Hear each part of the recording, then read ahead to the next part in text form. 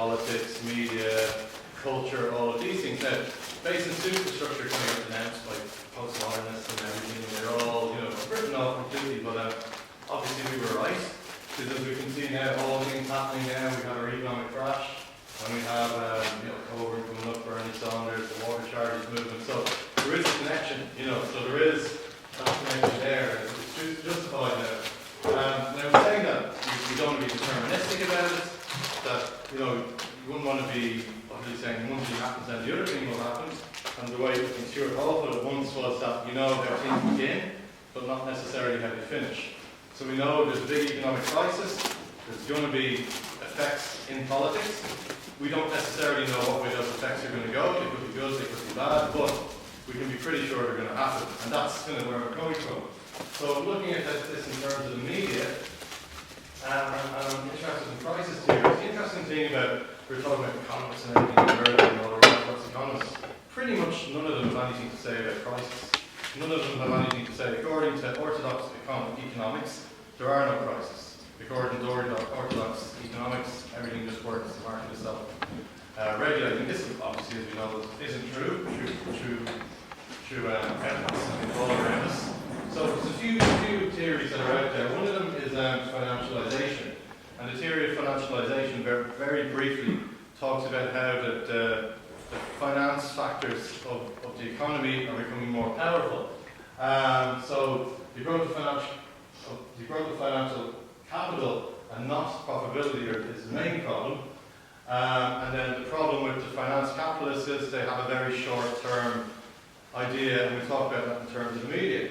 Now that's one. Another one, though, which this comes from, and there's a big argument going on between the overproduction theorists against tendency of the rate of profit to fall theorists. And the overproduction theorists basically say that because working classes produce all the goods, yet do not have the money to buy back the goods, eventually you're going to have a crash. And that's a very vulgar way of putting it. If we look at the Irish housing crisis in 2007-2008, that was quite that. And then the tendency of the cost to decline, they talk about that innovation, productivity, competition leads to profit lines falling all the time. So this debate is going on all the time, and people that know a lot more of it than me can come in on it if they wish to. So what's that got to do with media? So, in one way, the media doesn't just report on economics. The media is part of economics. And that's the main thing we want to think about. We shouldn't think about the media as an objective outsider reporting on things. They affect the market, they're part of the market. The Irish housing crisis was a case in point that we all witnessed. But I want to draw that out a bit more. So we have three kind of main points. We have the big mass media political economy, we have structure, institutional practice, and then within this we have trends towards monopolization we talked about before, we have trends towards financialization, and trends towards neoliberal working conditions.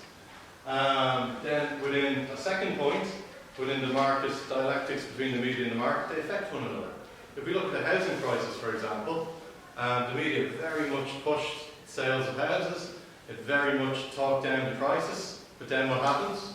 It affected it in some way. Now that's not to be, again, overly deterministic. The housing crisis probably would have happened anyway, but it extends it and pushes these things. And Julian will talk a bit more about that. And thirdly, I think what we have to be really aware of is that the mass media is very ideological when it comes to economics. Utterly ideological. There's, business, we have business news. We don't have worker news. We barely even have economics anymore. It's business, it's finance, it's all of this. So that's a key thing. So when we talk about the media industry in crisis, the general trends of capitalist crisis are replicated in the media. And these can have a direct effect on working practices and how the media operates. And I think in some ways it's more important than just ownership.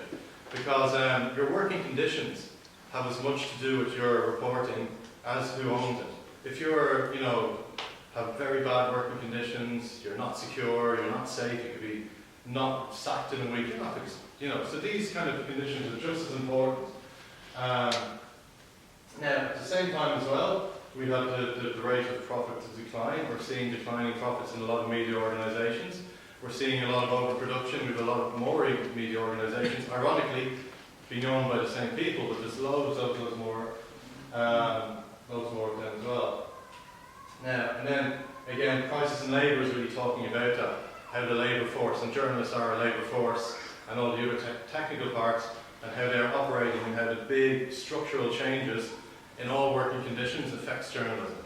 And then even in a case of journalists where they might have to do a whole day to do a story, they have to do 5 or 6 stories a day, maybe some journalists could come in and that, and the kind of pressures they're under, and how can you go fact-checking, chained to desks, and all this comes from the big neoliberal structures and restructuring of the labour force, which is very much to do with it.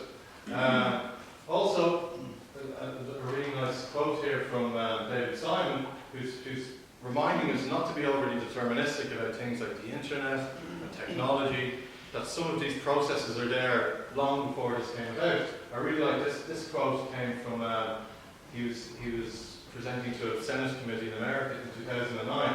I'll just read this one out because it's quite good. So he said, in fact, when newspaper chains began cutting personnel and content, their industry was one of the most profitable yet discovered by Wall Street money.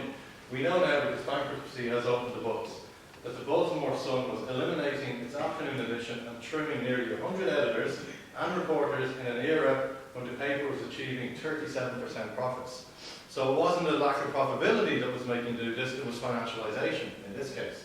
In the years before the internet deluge, the men and women who might have made the Sun a more essential vehicle for news and commentary, something so strong that it could have charged for its product online, were being ushered out the door so that Wall Street could command short-term profits. So here we see the process of financialization, squeezing the media, and then in turn the media can't report on the financialization because they can't report on anything really. So you can see that the links there. So my point here would be, where we often talk about neoliberalism as an ideology, we also have to think about neoliberalism as a practice. And the practices and the work practices and these forces can be just as important as the ideology, and then they can often act to reinforce each other. So I made out this basic kind of thing, that'll be a bit of a read it. We have basically the wider economic basis here, and they play into the political economy of the media. And when I say wider economic basis, I mean, big class forces taking over the newspapers. And then that again goes into the media content and strengthens elite ideologies. So I'll just leave us with a question. So just a couple of examples here. This is from 2008. It's a good time to buy a house. This is one they wrote in 2007 called The Danger of Talking of the Slowdown, where the media are doing their best to talk it out. And now we look at the rent control crisis, we look at everything. The question is journalism in Ireland wedded to the market? Is there any room outside the market for journalism? We look at the housing crisis from 2007, 2008, absolutely irrefutable evidence, completely wedded to the market through advertising, ideology, all of this. We look at the banking financial crisis, Julian will probably be talking about that. Again, they favoured some issues over others. And then with the homeless crisis, even today, we're still talking about how do we fix the markets to house people. You know what I mean? We're not talking about how do we build houses, we're going, what kind of incentives can we give to builders? What can we do to cut red tape? All of these things, anything but build houses, anything but just direct provision of housing. And then when we saw with the rent control issue, there was, again, it was all about the market. And as long as the media has this straitjacket of the market, can we go any further? So I'll leave that at that point. I think I've probably talked more than enough already. And I'll pass you on to Julian. Thanks very much, Henry. So Julian Mercille from the UCD will speak about media coverage of the economic crisis now. Okay, is it better if I take this? Or I don't think okay. I don't have any slides because I'm not a savvy I have notes here that I wrote. So I'll talk about the media in Ireland and the crisis, how it has reported and why. If you're familiar with political economy and media, it's not going to be so surprising what I'm going to say for the framework. If you just quickly then, the way I understand the media, many ways to look at it culturally or other ways, but it's more a political economy take that I have. So media, again, the mass media, not the student paper, the mass media they're corporate entities or government-owned entities, so almost by definition, naturally, they'll reflect the interests and ideas of those people. And sometimes when you say that, you get called a conspiracy theorist or something like that. But it's not an idea that's very difficult to understand. We understand it for other media. So if I say the student paper at a university represents the student viewpoint, people will be like, yeah, okay, I know that, it's obvious. The trade union paper represents the trade union viewpoint. Yeah, I know that. The corporate media represent the corporate viewpoint. Oh no, you're a conspiracy theorist. You know, that's what you get, even though it's kind of a natural way to look at it. And again, the corporate media doesn't mean, not because you're corporate that you're wrong or you're lying, it just means that you have specific interests and you will go with that. So it might be wrong, it might be propaganda, it might be accurate from the perspective of corporate power. That's one thing. Advertising is another issue. You need to generate advertising revenues, otherwise you'd have to close a shop. And a good way to see that how important it is, apart from asking journalists, you go on the RT website, for example, on any newspaper website, and you go to the advertising, want to advertise with us.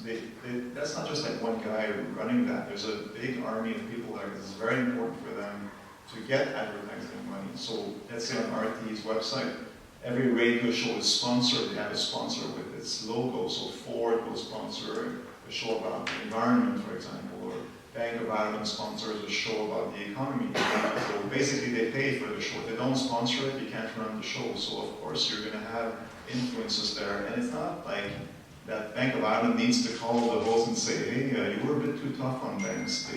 It's kind of understood the same way that as an academic, your boss doesn't have to call you every day and say, are you publishing your papers? You know you won't get a promotion.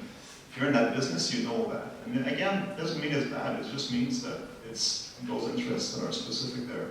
And if you go to newspapers, advertising section, they'll say very clearly, we have a lot of readers from the classes A, B, or whatever the upper income brackets are, because if you're an advertiser, why would you want to sell to people who don't have any money? It doesn't make sense. So they try to cater to those people. Sometimes people say, what about readers? Don't they influence the content of the news? They do to some extent, but it's really the readers that you consider elites, not necessarily CEOs, but people who are pretty privileged, like even people like me, you know, a lecturer in the public sector is in the upper income bracket. So those interests, you could say, yeah, they cater to those interests. So people in South Dublin, but it's not so much because they are responsive to that. Well, they are, but they're specific interests, right? So they wouldn't seek to fill the interests of people who have no job or something like that. So in that way, readers do influence, but it's a specific one. Now, in Ireland, we can talk a lot after about specific journalists and media. The thing that's very striking here to me is that, well, the whole press is center-right or right. There's no center-left mass media outlet. And there's very few journalists that I could consider radical. And the ones that are there, you can count them on one hand. There's, or one finger maybe. There's very few. There's people like Fintan O'Toole, for example, who's not a radical, who's a good social democrat, fulfills an important progressive function, but still, you could have some other writer that would be more left or more progressive than that, and you don't really have that. Maybe Jean Kerrigan is the only example that I would be aware of. And again, it doesn't mean you're bad if you're not far left. It just means that it's not something that we have here. And also the absence of an alternative press. This is driving me nuts these days, actually. It just doesn't exist. And don't really know why precisely. There's a lot of efforts done. A lot of people who are trying to do things and do good work. But a good quality alternative press, for me, doesn't exist here. You have to rely on whatever, Facebook or Twitter or some other things like that. So that could be a counterpart, at least a response to that. Now, to get to the coverage of the crisis, well, if you're familiar with what I wrote, I'll just summarize that. I looked at all the opinion pieces in main papers here, looking at how they were in favor of austerity or not in favor. And overwhelmingly, there was about 1,000 pieces over 5 years, they were all in favor of it. 10% were against only, so yes, diversity, but it's not really diverse. And they call it out for public sector cuts, again, because it caters to the interests of the private sector to fill the gap to displace the public sector.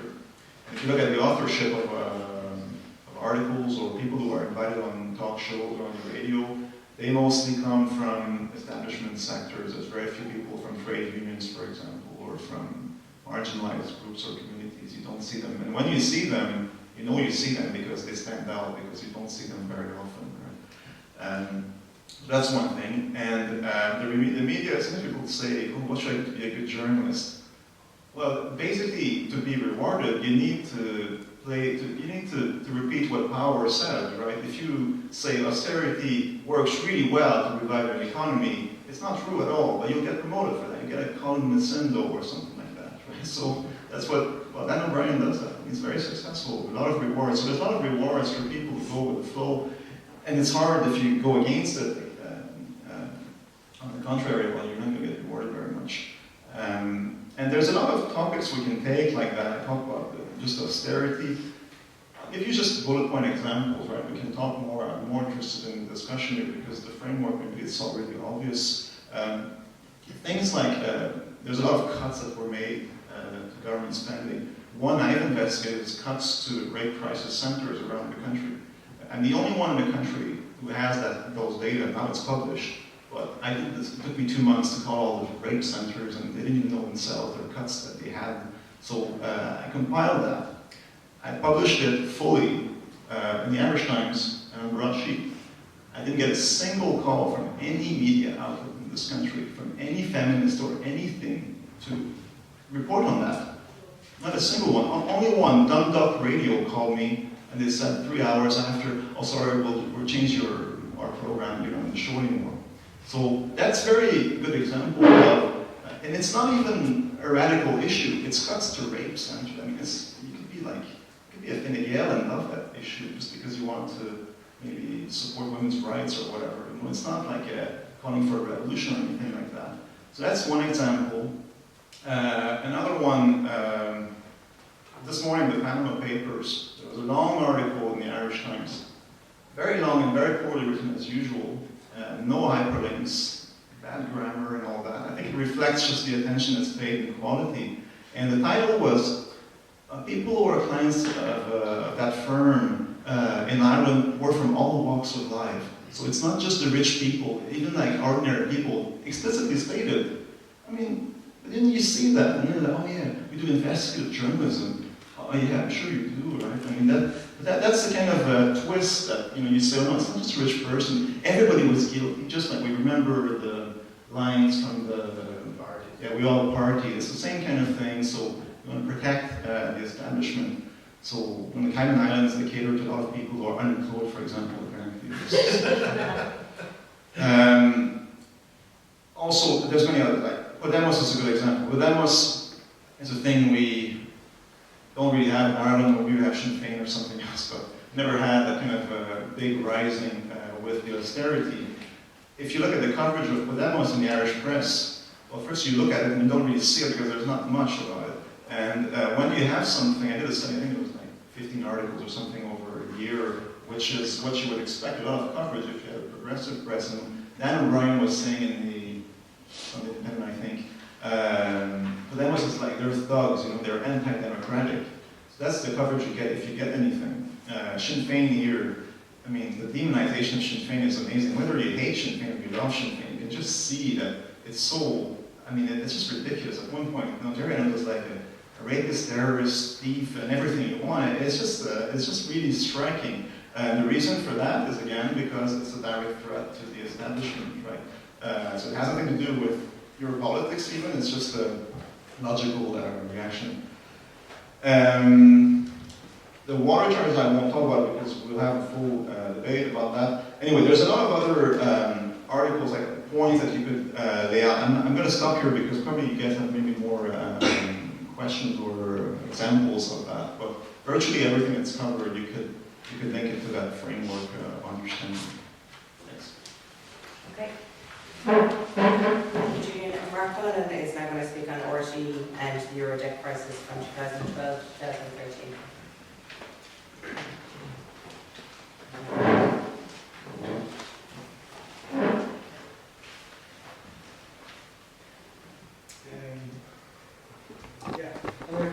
pick up more or less where Henry and Julian left off in terms of talking both about the crisis and in terms of the representation of the society for media. Crises of the kind which emerged with the events in 2008 in particular really do offer special analytic value for understanding how societies work and how power operates. They irresistibly force to the surface what might otherwise remain latent, tacit, or camouflaged. The political economist Bob Jessup reminds us that crises do not come pre-interpreted. They must be subjected to sense-making processes that define the parameters of crisis, its origins, its symptoms, and also its paths to resolution.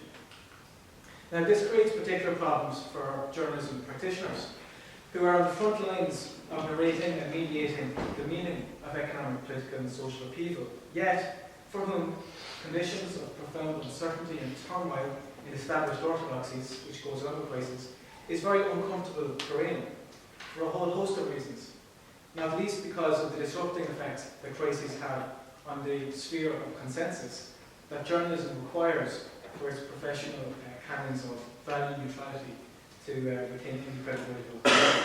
So my own contribution today is drawn from a chapter of my doctoral thesis, which I just completed, which looks at the content and ideological meanings of journalistic crisis imaginaries in what became known as the Euro-debt crisis in the context of Irish public service broadcasting, specifically RTE television and radio news and current affairs.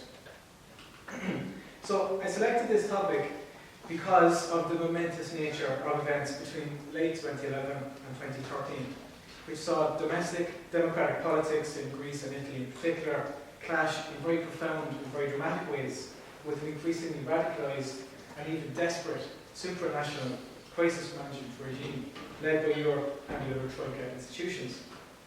Many of you, if you cast your mind back a little, will remember how the calling of a referendum on Greece's second €100 billion bailout by then Prime Minister George Papandreou in late 2011 helped trigger a series of events that resulted in his own resignation, as well as that of Italian Prime Minister Silvio Berlusconi, and swiftly saw the effective imposition of technocrat, pro-austerity caretaker governments in both countries under extreme pressure, including pressure emanating from European institutions and political elites. These were eventually replaced by democratically elected administrations compliant with European crisis management, but only after elections which delivered inconclusive results and which saw major gains for oppositional forces, in particular Syriza and Greece. So a methodological approach to looking at journalistic output is really needed that is sensitive enough to discern the ideological underpinnings of ostensibly non-ideological styles of communication, like political journalism in a public service idiom. So I adopted a framing approach, like others on the panel today. Framing starts from the assumption that communication simply cannot adopt a view from nowhere, but that making any kind of sense of social reality inevitably means establishing and building on scaffolding of intelligibility, represented by central organizing principles of framing that, in Robert Entman's classic formulation, implicitly or explicitly define problems, diagnose causes, make moral judgments, and suggest remedies. Anyone interested in the methodological detail of how I went about this study, please give me a shout afterwards or by email. There's no point in getting caught up in the weeds on that right now. But suffice to say that this work involved qualitative analysis of transcripts of over 150 TV and radio broadcast items, where about 1,000 excerpts of speech acts by journalists were coded along both thematic lines and which corresponded to framing devices, language use that performed contextualizing roles, responsibilizing roles, and evaluative roles around the crisis. So here's a sample of what I found. So one framing tendency that I think is crystal clear in the data is the surprising lack of inhibition in directly pathologizing both the Greek and Italian prime ministers as key causal agents of crisis. There are some examples on the PowerPoint behind me. George Papandreou's referendum announcement, remember, just the announcement, is described variously in terms of having donned the political equivalent of a Halloween mask and hurled a referendum rocket. He's described as having pulled the trigger, dropped the bombshell, lobbed a hand grenade. How about that for imagery for just calling a referendum? His sanity is even questioned as a correspondent wonders aloud whether Papandreou has cracked, whether he's lost it. So the implications of the mere announcement of the bailout referendum are portrayed almost universally as negative, even catastrophic. The very prospect of a public vote on the bailout is blamed for triggering a crisis in the Eurozone. Again and again, viewers are told of the negative reactions of financial markets, as you can see there. We are told as well that thanks to the referendum announcement, Greece has turned toxic and is damaged goods, tainting the rest of Europe by association. And in case that wasn't clear enough, there is even speculation by journalists on how to persuade the Greeks to give a more positive answer to the referendum question. The referendum announcement is time and again framed as ruining the best laid plans of Europe, whose elites we are routinely invited to take the perspective of. It is bemoaned that all the gains of last week's post-summit euphoria have been reversed by Papandreou, contributing to an overall impression of an intransigent and erratic Greek leadership, threatening European efforts to stem the crisis, which conversely face no critical scrutiny whatsoever.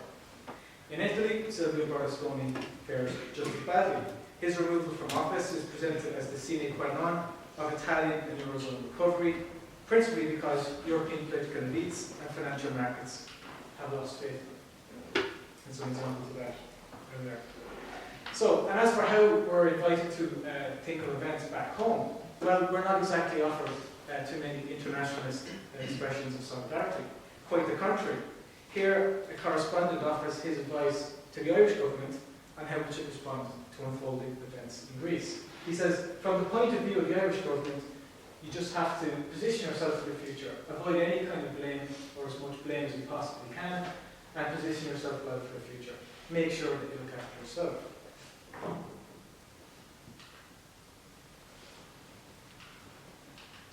Clear distinctions are also made between Ireland, described in one report as the best boys in class, with our nascent recovery having won Angela Merkel's approval, while other peripheral nations like Italy and Greece are described as sinking into a quagmire of bureaucracy and political instability. So, that's the question of the referendum and the removal of the Prime Ministers. What about framing of the onset of the period of technocratic governance in Greece and Italy? Well, the framing there suggested, firstly, an occasional recognition of just how undemocratic the whole affair was, the pressure brought to bear on both former Prime Ministers. In one episode of the Primetime programme, for example, a journalist goes as far as to describe Greece as almost having a non-military coup, with Berlusconi's ouster described as having taken place on essentially the orders of France and Germany.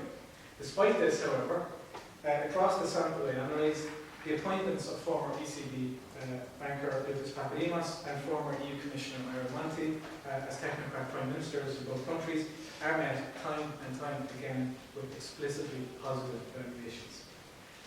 So here's how Papadimos is portrayed.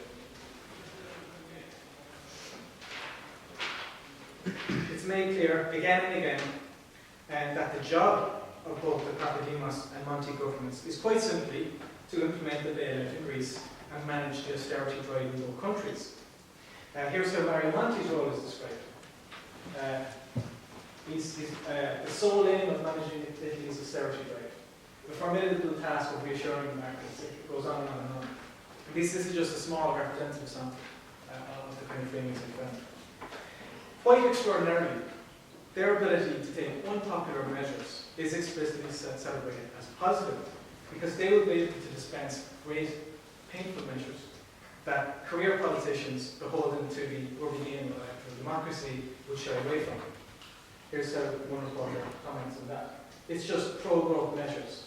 That's going to put a few noses at a joint, but it's probably better a technocrat, someone who isn't afraid to take on unpopular measures, does it? So, when elections in both countries eventually took place, their outcomes are greeted with dismay. The Greek election of May 2012 delivered a large anti-bailout, anti-austerity vote, which is met again and again in the reporting with a strong emphasis on the inevitable turmoil in the financial markets and the negative implications of looming political instability. And there's an example after example shown there about why instability is the thing to avoid. A torrent of threats and ultimatums from EU political figures are uncritically repeated and legitimated in journalistic commentary.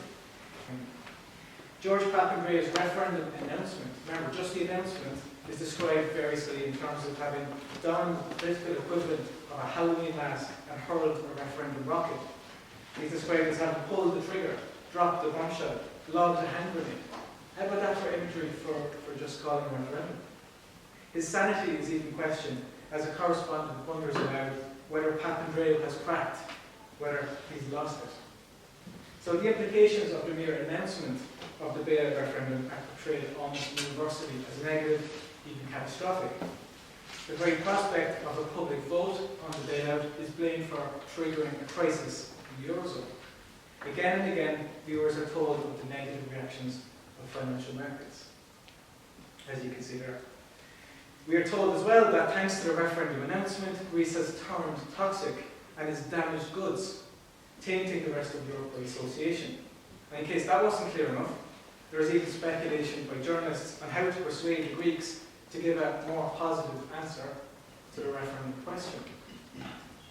The referendum announcement is time and again framed as ruining the best laid plans of Europe, whose elites we are routinely invited to take the perspective of.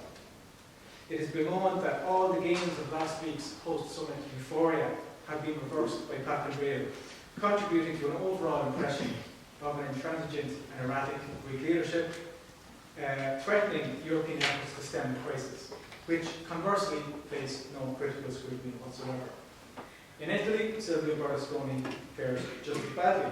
His removal from office is presented as the sine qua non of Italian and Eurozone recovery, principally because European political elites and financial markets have lost faith. And some examples of that are there. So, and as for how we're invited to think of events back home, well, we're not exactly offered too many internationalist expressions of solidarity. Quite the contrary. Here, a correspondent offers his advice to the Irish government on how it should respond to unfolding events in Greece. He says, from the point of view of the Irish government, you just have to position yourself for the future. Avoid any kind of blame, or as much blame as you possibly can, and position yourself well for the future. Make sure that you look after yourself.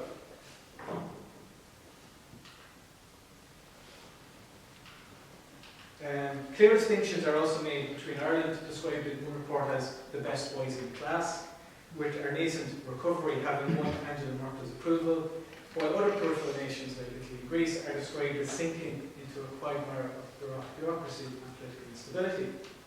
So, that's the question of the referendum and the removal of the Prime Ministers.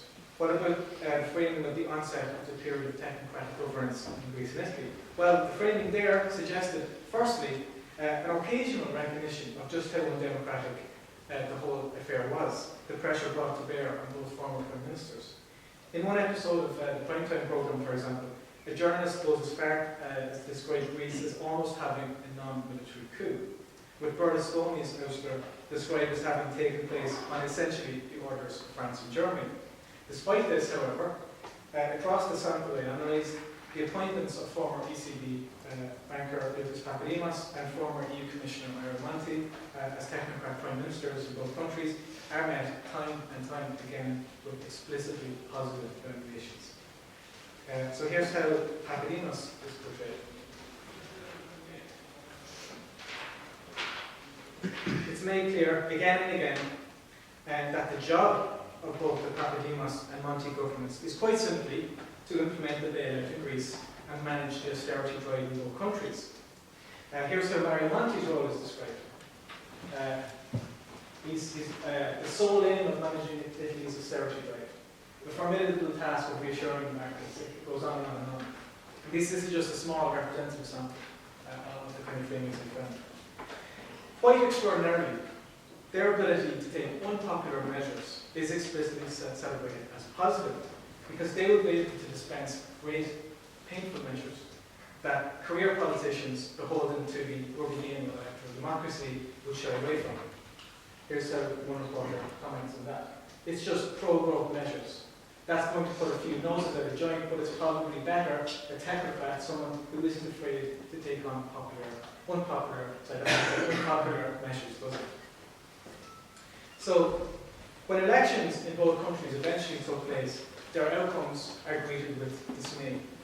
The Greek election of May 2012 delivered a large anti-bailout, anti-austerity vote, which is met again and again in the reporting with a strong emphasis on the inevitable turmoil in the financial markets and the negative implications of looming political instability. And there's an example after example shown there about why instability is the thing to avoid. A torrent of threats and ultimatums from EU political figures are uncritically repeated and legitimated in journalistic commentary.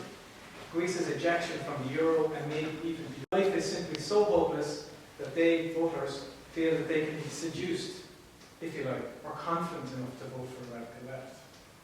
We hear about anger driving huge numbers of voters into the arms of more radical parties. I think there might be resonances here in terms of how radical parties on the left are portrayed in Ireland. The election options open to the Greeks are described as offering a demoralising choice to voters. These are framings that deny voters agency and any positive rationale whatsoever for voting left. The election outcome, which eventually saw Syriza pipped to the post by the rightist New Democracy Party, we are told was met with a broad welcome across Europe, and that Greeks awoke to find their cash machines still working. Framings that validate the outcome as a positive. In Italy, the very prospect of another election is met with great concern for how if the wrong result emerges, it may reignite the fires of Eurozone contagion. Again, we hear an emphasis on public fatalism and cynicism counterposed against some really fulsome plaudits for Mario Monti's leadership. We have them here. About how he saved Italy. It's like again and again we hear the praise for Monti. But we also hear the drumbeat of threats from Europe against what will happen if Italians make the wrong choice. We hear advice about what most external observers think, which is what we're told is the continuation of the agenda, except through a nominally centrist coalition led by Luigi Bersani, the leader of the equivalent of the Labour Party in Italy. Only this would be enough, is suggested, to keep Italy's credibility intact, because he would be responsible in government. It is also made clear that any outcome other than this would be exactly and precisely the thing that Ireland does not want. The election outcome, which delivered in the end a home parliament, is described as the worst possible outcome, with the response of the markets yet again foreground. Bersani's failure in particular is described as a bitter disappointment, with effusive sympathy offered to Mario Monti for his abject failure as well. Again, we are told how a European electorate has delivered a nihilistic protest vote that helped scupper the progress made in the European debt crisis, which had been, according to an item, been somewhat dealt with during the period of technocratic governance. So, those are the findings. Overall then, the analysis points to patterns of journalistic framings in issue problematization, actor and action legitimization, and outcome evaluation of the Euro debt crisis that implicitly and explicitly supports neoliberal political and economic diagnoses, prognoses, and remedies.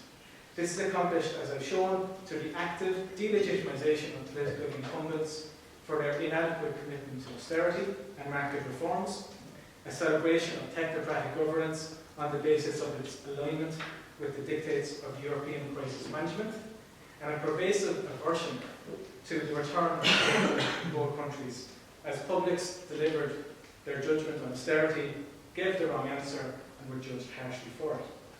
The implications of all this, I think, are many, and well beyond the scope of what I can talk about today, but I'd just like to leave you with a couple of concluding thoughts. Firstly, I think the findings demonstrate just how porous professional journalism's norms of objectivity, impartiality, and balance are when faced with a dominant, widely diffused ideology like neoliberalism, which crucially presents itself not as a political project, but as mere common sense. The ready absorption of tenets of neoliberalism into journalistic professionalism exposes, I would suggest also, both the elasticity and the limits of the liberalism characteristic of journalistic professional in a public service idiom.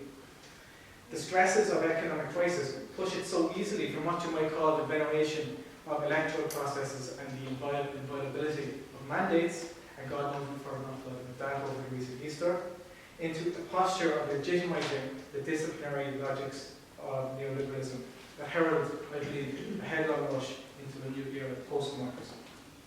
That this backsliding on commitments to even minimalist forms of democracy, without so much as a backward glance at the ethical justifiability of Europe's state of exception, or the social consequences of austerity, can occur without transgressing professional boundaries or legal regulatory criteria, should give us serious pause. This points to, for example, the urgency of expanding our interest in journalism's democratic role, well beyond questions of media concentration, which we talked about earlier today, but that uncomfortable questions must also be asked of how the discharge of professional norms and practices filter out some kind of politics, but permit others, irrespective of the ownership structure in which that takes place. Dare we, for example, link a demonstrable journalistic affinity with technocracy in the political economic sphere? The word technocracy, after all, literally means the rule of experts, to its own zealous insistence on managing the public sphere on behalf of the public, with very weak accountability to that public, who in the case of RTE funds and notionally owns the broadcaster. Finally, I leave it to you to ponder the implications of the domestic residences and consequences of the kinds of framings of the Euro crisis that I went through just there. I do not consider it a coincidence that key aspects of journalistic framings and crisis are in lockstep with major tenets of Irish governmental crisis management since 2008. Both emphasise, for example, austerity and market reforms as merely good economic housekeeping, to which there is no alternative. Both emphasise the futility of challenging the troika and the markets. Both emphasise the centrality of national self-interest to recovery imaginings. The contagion that such policies and such framings seems likely to discourage is not financial in nature, but rather seems to me to be geared towards containing the popularization of ideas that another Europe is possible, another Greece is possible, another Italy is possible, and above all, that another Ireland is possible.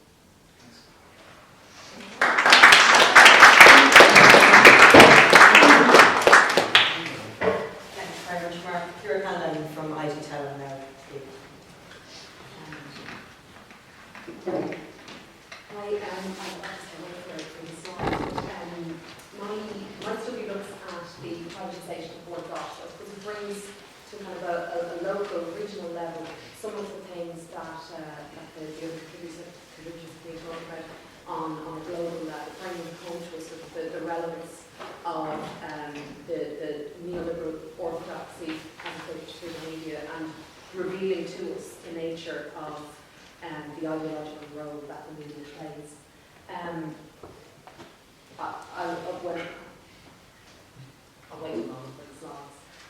Just to mention in relation to the slides, as I was reading through them myself, I realised when I gave this presentation, I've given it twice before, and on both occasions it was to a more, shall we say, business-orientated audience. So there's quite a bit at the start sort of outlining the nature of neoliberal ideology, which is never so called in a business context. It calls itself generally classical economics. You know, neoliberal is seen almost as a slur within that context. So I'm assuming, following the discussion that we've had here, a lot of the theory we can take for granted, and we'll move on to the meta-analysis of studies that have been done, which certainly put a strong question mark over the ideology behind privatisation.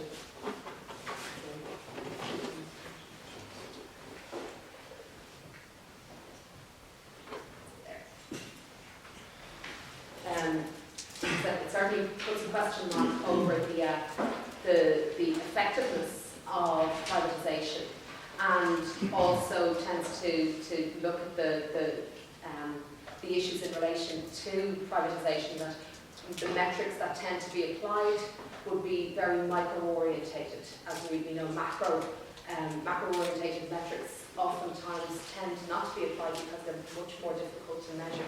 So when we look at things like,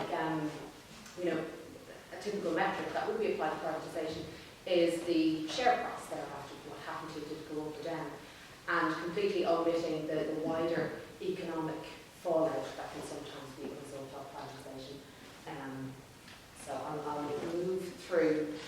One of the interesting things that drew me to this particular study was an interview that I was listening to with the former Minister for Communications, Pat Rabbit, which took place in January of 2015.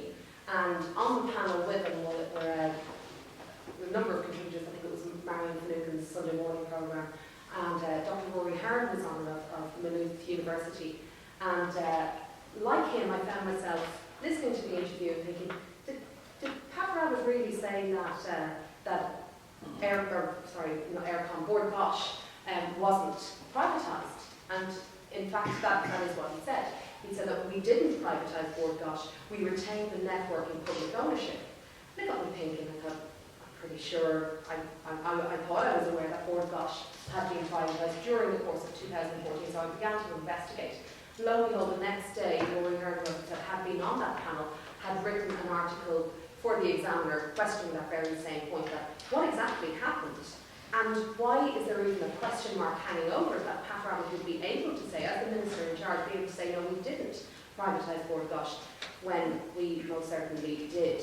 And even trying to nail that down, when we looked at the data that came through the study, it was difficult. If you asked me on what day was the company sold, I couldn't really tell you. I could say the point at which the European Union approved the sale.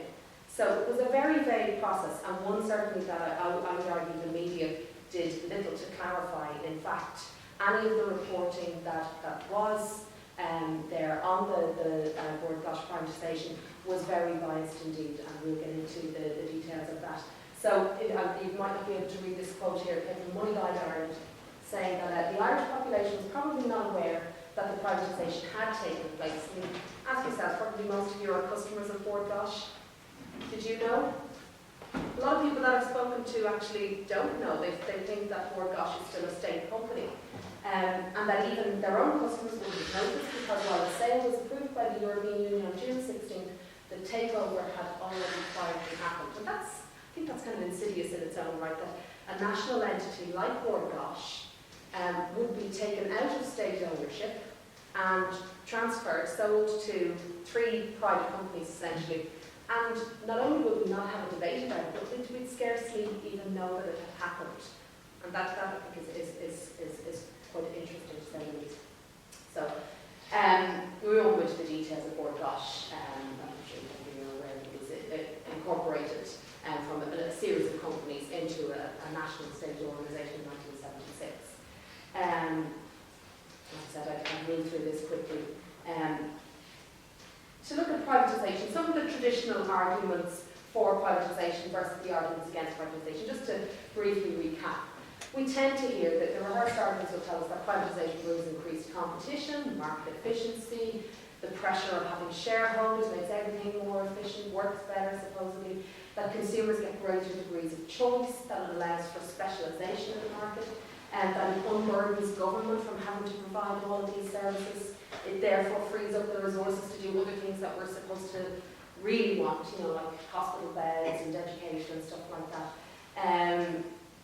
It reduces taxation, and essentially the characterisation of the role of the state as providing the dead hand of the market, which would, is certainly not something that's helpful to a company as it tries to compete on an open market, to have any sort of state involvement. And that something that we have heard quite a bit lately, that you'll get a soft management structure which will continually require bailouts and subsidisation, and that the only way to change that, to do that properly, is to transfer it into private hands. Of course, then the arguments against include various things like price inflation, which we tend to see, excessive executive compensation, tax avoidance and tax evasion, very timely this week, undervaluation of the entity's network, which we certainly saw in the Bord Gáis context. And interestingly, one of the few critical frames that was identified, and something that tends to be true of the literature in general, that if there is any critique coming in from the perspective of privatisation, it's not the privatisation itself, but whether or not a good price was gotten for it. There will be some question around that.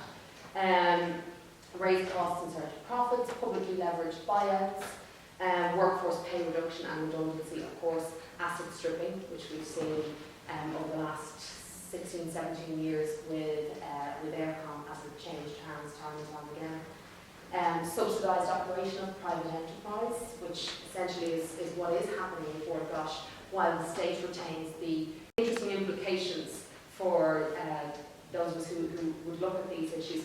ESOP members, which is the employee share ownership scheme within Fort Gosh, were depicted as having gotten a tax-free bonanza, crowding up to 60 odd grand. Now, given that privatisation tends to extol the benefits of share ownership, you too can get in, you can be a shareholder, you can own this company. The people who actually had got shares, which they were entitled, they earned these shares, were felt to have some sort of tenuous hold on them, some sort of delegitimate ownership of those shares, mainly because they were employees of the company. And there was some particularly pejorative words. The idea of trousering up to 60 odd grand, interesting, just to pick up on what Julian had mentioned earlier, that was a specific reference to Mary Lou MacDonald's husband, Martin Lanigan, who probably most of you know has worked for Ford Gosh for most of his career, and he apparently was entitled to about 58,000 from this transaction. So the Sindo actually used that as a stick to beat Sinn Féin, but in a very roundabout way. This was something else they had to go at. Where there were a very small amount of critical articles, there was the need for balance. So those articles that could be categorised, that were categorised as some way critical, offered some balanced perspective, something that the non-critical or supportive articles of the privatisation didn't do. As I said, if there was critique in the articles, it tended to be on the process of privatisation and how it was being carried out in this particular instance, rather than the policy of privatisation generally. Issues like the timing of the sale was wrong, that the assets were undervalued, in particular the Whitegate Power Station, which is relatively new, was considered to be undervalued. That the consultants, we heard this before, the consultants were overpaid, and that greater oversight was required, so that there were aspects of the process of privatisation that were being mismanaged, but that privatisation was still the right thing to do. And of course, the negative general presumptions surrounding public ownership, that anything public was bad and that state involvement should be curtailed. Just put some little bit more detail of that. As I said, I identified three categories: pro-privatisation, anti-privatisation, and non-aligned, essentially. And we had a total of 47 articles which were pro-privatisation and 7 which were anti-privatisation. So just looking at the bold figures there, we can see there's heavy emphasis on the pro-privatisation, and about 56 then that were neither aligned or not overtly aligned over another. Okay, that's how it breaks down in terms of the word count. The little slots, the little wedge there, are the ones that are anti-privatisation. Just in terms of source analysis, this is one of the areas that was very revealing. The sources that were used, as we typically see, business and markets, 44%, the sources that were quoted in these articles. Government or state, essentially the ministers of the government, spokespeople for the government, another 27%, and opposition of government, another 13%. So by far the majority you could classify as being establishment, perhaps even elite sources. Whereas workers, unions, civic society generally account for less than 10% collectively. Okay, so we didn't really hear much of this from the point of view of individuals, people within the state. Okay, I know I'm kind of out of time, so I think I've probably, this goes into more detail, but I think I've probably said one thing I'll draw attention to, the significant size, and as I mentioned there, the idea that workers and their unions. In fact, I think it was one single reference to unions in the entire study, and where there were references to workers, that included the portrayal of the employee share ownership scheme, which was largely negative. So, we didn't necessarily see people being asked about how do you feel that the company workforce being transferred out of state hands to a private UK-based organisation. It wasn't that, it was you're making a profit, you're trousering 60 odd grand. So I'll leave it at that anyway, if you want to ask any questions.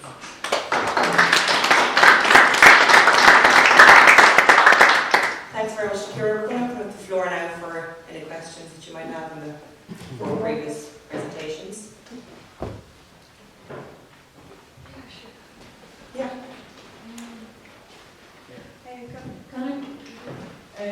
Sorry, this most of your presentation, we just got the end of it, just touch on the final presentation as well.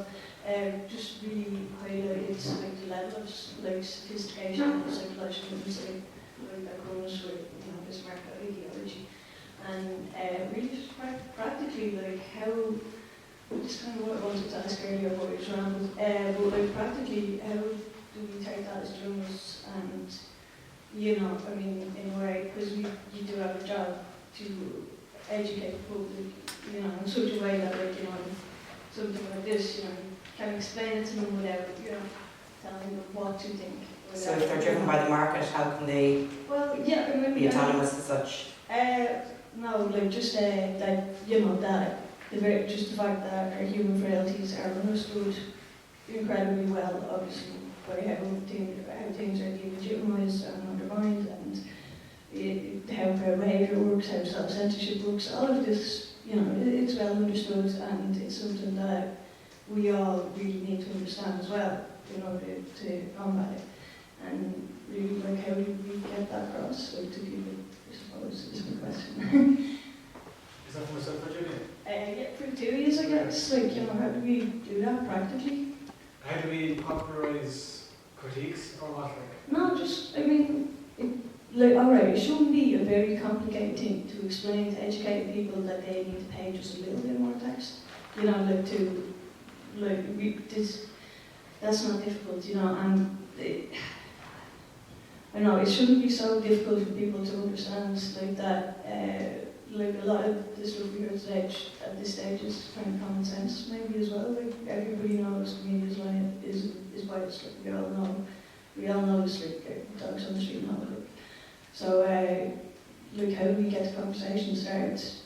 Okay. I think you say that some things are obvious. I think for me, critiquing the media is one thing, but media will not really change, right? It's there and it's good for some things and it's bad for others, whatever. The challenge is to build something, if you're dissatisfied with the media, is to build something better, and that's the thing we don't have in Ireland. It does not exist here for some reason. There's very good reporting for business, there's very good reporting for this and that, but there's no media you could call progressive or left at large. And there's a lot of efforts, like I said, but they're not anything that you would like to have. That's the alternative media, that's nothing, right?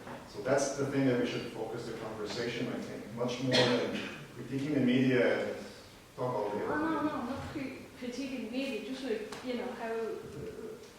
do you explain to people, I suppose the idea is, what you guys are explaining, you're explaining this as journalists, and it's all very interesting. But when we try to explain this to people, it's got to be, our own audience, it's kind of like getting the message out to the wider audience, because there's not really much of a sense of urgency, Yeah, I think I like to focus on specific cases. You said, look, this is the case, and we haven't talked about that. We have talked about the terrorist attacks on Brussels. We haven't talked about 100+ people beheaded in Saudi Arabia. Why is that? Yeah. As opposed to just saying oh, it's a capitalist order or whatever, it might be cool. That's what I do with specific examples so that we can actually debate on something rather than just engaging in philosophy. That's what I think that's Yeah. I think you're assuming that the media wants to explain this stuff. Media organisations may not want to explain this stuff in a simple way, and a lot of the time it's a mystification, and they make this language complicated. Well, they're doing what they do very well. You know, I think by your question, how do journalists explain things easier? I don't think business journalists want it. I think they like the jargon and everything, and they like mystifying it, and they like the elite element of it. So, if you know what I mean, if you're speaking as a journalist here. Yeah, so like independent media like ourselves, we shouldn't really focus so much on pointing out how, like, you know, I don't know, whatever psychological tricks are being used against us as a citizen, like knowledge of crowd behaviour and social dynamics and social control, whatever, you know, this is being used against us as a populace. Instead of explaining that, we should. What was it? I think simply like Julian was saying, but we are having a session on alternative media. So. Maybe come at this from another perspective Yeah. as a journalist. Yeah. Do you feel, and I'd like to put this to everyone on the panel, do you feel that we have a passive audience in Ireland? That they simply accept what news is printed and what we give them as journalists and take it as, well, they're right because it was in the paper, in the radio. Not at all. No? Not at all. I think it's very critical that people know there's problem with things, but again, it's one thing to identify a problem, but it's an entirely different thing to build something, an alternative. That's what's missing here. And it's such a big hole that it's very frustrating sometimes. That's the problem. People bitch it up on Facebook, but it doesn't go anywhere. It's on Facebook, and then people spend 24 hours a week on Facebook or a day or even, and that's it. That's the alternative media. That's But it's also very important to say that in terms of the value of critique. Well, I don't think people are as passive as they're made out to be. People have a lot to say about media. But one of the problems is that there are no avenues for effective critiques. We were talking earlier about the BAI and how it regulates or how it doesn't. The fact is the BAI is a few people. And also, let's not forget, the BAI complaints process is opaque, it's also toothless, right? So even if a complaint is I wouldn't say it's toothless now. I mean, they have the power to withdraw licenses from. Okay, but if RT is caught out being biased or something, what's the sanction on trouble or whatever? The sanction is zero. And you could say that it's always hanging over how they don't want to be named in a report. But, you know, it's not an effective sanction of any kind. I sat on the RT Audience Council for 3 years, and you know, I could go on all day about it. As an avenue for the public's voice in their public broadcaster is an abject failure because barriers of every description are put up to make sure that it is no effective voice in anything that happens in RT. And I go on all day about that. So, you know, I think journalists sometimes and editors have a bit of a jaundiced attitude to the public, but there are very few opportunities for the public to have their voice heard. So I think, you know, part of the role of critique is to popularise it and to get people to engage with it. Because what you hear then, you know, Seamus Dooley mentioned earlier how journalists can be attacked from the far left and the far right. You know, equally, the implication being that the truth is somewhere in between. You know, you often hear broadcasters say, well, you know, we're being attacked from left and right, therefore we must be doing something right. You know, as a level of engagement with critique, that is extremely poor. But so often it stops there, you know. So I think it's really incumbent on journalism to develop mechanisms of accountability, transparency, and participation better effective. On the issue of passivity, I think I don't think you're dealing with a single consistent audience. The audience for media is not homogenous. There's lots and lots of different groups. So I mean, if you look at this audience here, you know, we would possibly be classified as an elite audience. So you know, we may not necessarily see ourselves as such, but you know, others might.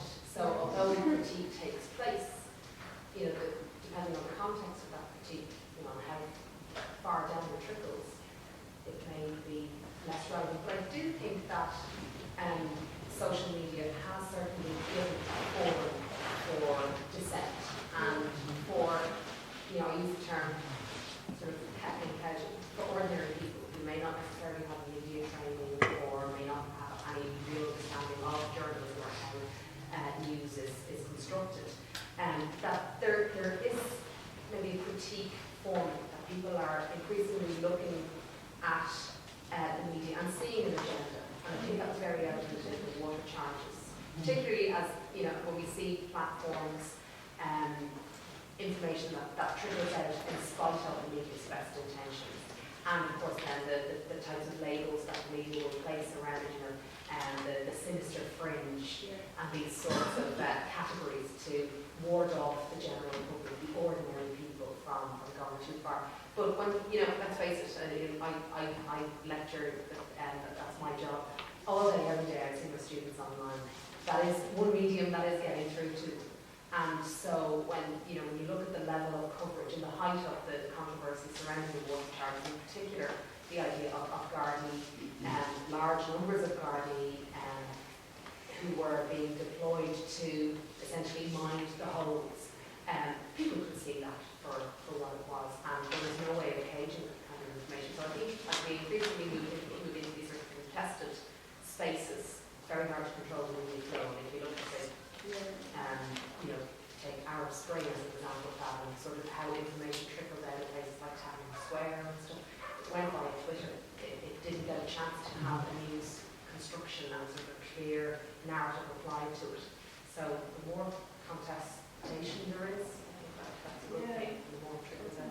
Like, as a communication platform, Facebook worked before the first big match, and suddenly all these vested interests popped up, and then it no longer worked as an effective communication platform and education platform, but because there was too much noise.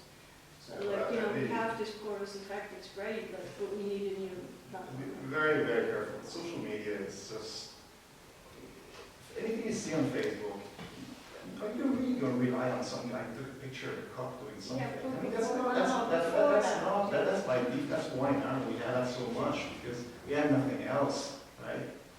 It's not how you make social change happen. I mean, Facebook, you can send a message or something, but you're not going to get anything there. And it's very, very dangerous to rely on those things. Twitter is good to publicize yourself. I mean, we all do it, it's fine. But it's not a place to get information or right. It's fine, it fulfills a purpose, right? But if this is like idealized, we're not going to get out of anything. I mean, you're not going to challenge anything by 140 characters, just by definition. I think there is a key point in Facebook that they can switch it off, where I know Eugenie might mention it, there was a big group in Greece, wasn't there? The Facebook shut down, anti-racist group, where Yeah, like that's what we need a new platform, not Facebook is the answer. So I was just going to say that if Facebook reckons that you've broken their terms of service, they take it down, and that's that. You need to archive and everything. so you have to Conform with their terms of service. And perhaps show an appetite for some sort of more critical engagement of the media in Ireland. But as you said, as you mentioned about Facebook and Twitter and these social media platforms, they're unfiltered and people are coming out looking all perhaps unchallenged claims about individuals, private citizens and public citizens, and so that's not journalism. Just the gentleman here was first. I just want to ask, do you think a lot of journalists are even realise with their framing certain stories? Because, I don't know, I suppose a lot of people learn, okay, when you've got a story, you go contact this minister, you go contact that minister, and they just do it automatically without even realising, okay, this is how it's going to be framed. I think research hasn't been done. Research should be done into that, because I'd love to know, but I suspect not. I suspect there are common sense ideologies, and this is the thing with sourcing analysis. If you ask 100 bankers, do you think banking guarantee was a good idea? Probably you're going to say yes, but probably not. But some research into that would be really interesting. I'd say it's like any institution. How many soldiers going to Iraq were aware that they were doing bad things? Some of them were. Some of them were. How many academics are aware that what they're doing has not much relevance to anything, and it doesn't feel you're in? Some journalists, please. Some journalists are very aware of what they're doing, and others probably not at all that many in between. I think there's no difference between that institution or any others. Some of them are very influenced, very aware of the pressures from advertising. There's studies on that. I can shout, it's grand. Just not to really open the whole social media discussion too long, but there's probably a third analysis as well, that before social media and movements using social media and that kind of explosion, there was independent online use, like indie media, in the early 2000s. And in many ways, things like Facebook took out the best uses of that, like the kind of forums and discussion, turned into like a corporate model and then monopolized it. So you could say it's almost a devolution from the 2000s in terms of a platform to use for activists. And so there could be another thought of like what Facebook is for. But it's also most accessible for people if everyone's using it. It's just like that kind of contradiction of Facebook and all those social media tools. That's just it for the panel. Any thoughts on that?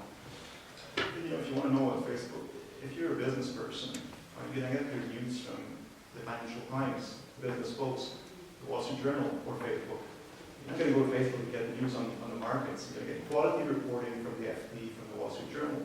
So if you're a progressive, you should do the same thing. You shouldn't say, like, oh yeah, I'm going to talk to my friend on Facebook and all that. I think it's really by default, and it reflects the fragmentation in this country on the progressive side of things. That's what you see on media and social media. And you can organize all sorts of really amazing things on Facebook, all right, or communicate is fine. But for conveying analysis and place to exchange ideas, it's just not the place at all. I mean, I just don't see it. Yeah, I was just going to say, as far as social media, it's the immediacy of news that people want, and to examine and look at the quality of what you're getting. I don't think it has any more, and it's for reputable journalists and the media person to get that information out there.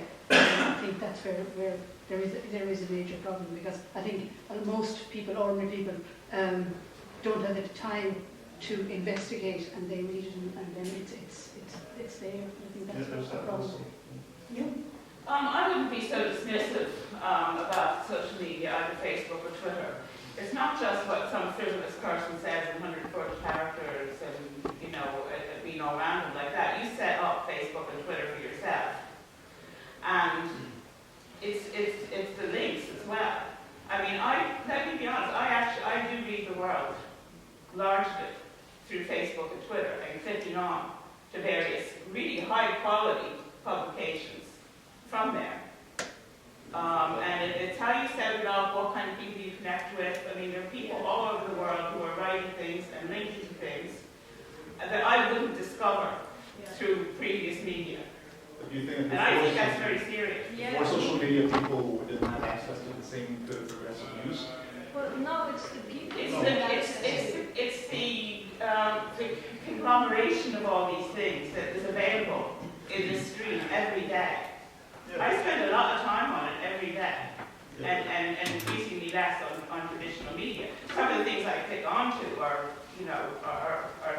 non-Facebook, non-Twitter things, but really it's set up in such a way that it informs me in a pretty satisfactory way about a lot of things I want to keep in touch with, and really good quality thought as well as information.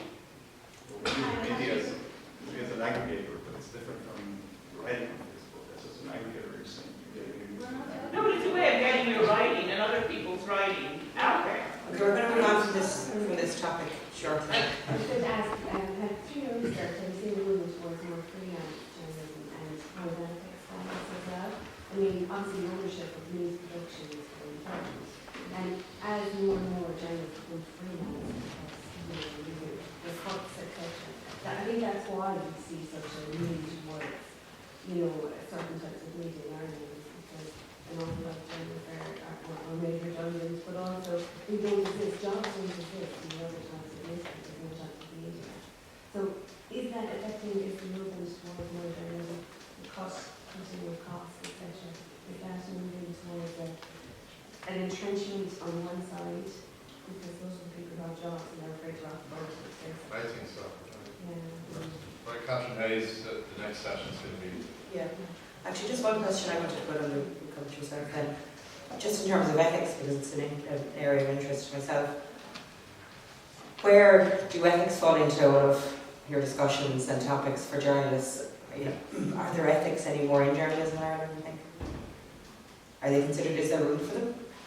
I think as with a lot of principles, often come down to whether or not you can afford to have them. Came back to the last point there that if you're a working journalist and there's an angle that you want to reveal, but you don't think that it's going to fly with management or editorial, then I think that you will at least ask yourself the question. And I think that applies. I actually teach business ethics, and journalistic ethics specifically is not something I've looked at to a great extent. But I think with ethics in general, people are, when we look at schools of ethical thought, we have policy-based ethics and principle-based ethics. And these days, there is very little space for principle-based ethics, for deontology. We only let them do something because it's the right thing to do. We live in a world where, unfortunately, we do what we are rewarded for. And however you define that reward, if it's promotion, if it's, that you're called in and that your piece is used. So I think those are the ethical philosophy very much of our times. Yeah, I think I'm not a journalist myself, but in Barcelona research, I interviewed quite a few of them. And since I thought was that ethics are very important to journalists, and we discussed a lot about this. You remember a few years ago the definition of public governance. The response to that by RT was to produce a whole new set of journalism guidelines, which had a lot of ethical things in it. The doorstepping, about the kind of disclosures and reporting. I think all those things, they take them reasonably seriously, particularly insofar as they impinge on the law and potentially that's actually important part of it. But it's funny how, as you said there, that the ethics, they somehow don't mean, that they don't prevent creeping ideologies of neoliberalism, for example, to come in. So we might question the ethics of privatization, the ethics of, supplanting democratically elected leaders. The ethics of that somehow aren't commonplace in journalistic practice day to day. But on kind of interpersonal ethics about, the kind of things we say about people, the kind of things we disclose, how we approach them, all those kind of things are important. And I think I think journalists, they are important in practice and theory. And just on that point, I think it's perhaps there's an onus, especially on established journalists, senior people, in the same way that academics feel obviously the need to maintain academic freedom is hugely important. Much more easily done when you have an established career than it is when you're really trying to develop your career and establish yourself. Where one wrong article could potentially mean that you're blackballed. So I think there's a huge onus on people of seniority to establish an ethic, and I think probably senior journalists would see that that is a bigger part of their role, but unfortunately maybe more junior colleagues have to take up the bread and butter issues. Any? Yeah, actually that was my motivation to start writing, which was like, you're not doing your job. Your job is to hold power to account. You're not going to do it, I'll do it. Things like that. That's kind of what you're right. Ethics in journalism is definitely something we need, like another discussion that needs to happen. Although Julian, you were talking about writing on Facebook, it's just, I wouldn't have access to you, I wouldn't have access to Henry, I wouldn't have access to people like Richard. I wouldn't have access to most of the people at a university level that I've met over the past year and a half if it wasn't for social media. You know what I mean? So that's what I mean, like socially it allows us towards people. Okay. That's it. You want to come in there? I was just going to say about Facebook, in the States, people are very insecure about using Facebook as far as like your employers looking into it, and your friends are and things. If you're dealing with some powerful corporation, like a gas company, the gas company could then go into your Facebook, oh, your friends are this one, this one, and this one. And you have to go after them somehow. So it's just something to Okay. that's how I do it. Facebook goes everywhere. And And they change in terms of service too, by the way. If you do an update, your privacy settings are automatically changed without your knowledge. In some journalists here were told by their boss, you wrote this on Facebook, really? Okay, we got to withdraw it. That's not like the Daily Mail, that's like an high paper, serious organizations. So, I think people are foolish to think Facebook is a private form of communication. Like, you know, they should see it as a level of publication and be ready to live with whatever they put there. Really, if you want to communicate privately, for other ways to do it. yeah, but you could say, based on that, if you extend that logic, it means you cannot say anything political on Facebook. I don't mean that. No, I think it's the opposite. no, but if there's a consequence, you should just say like, there's nice weather today. Feels back into the social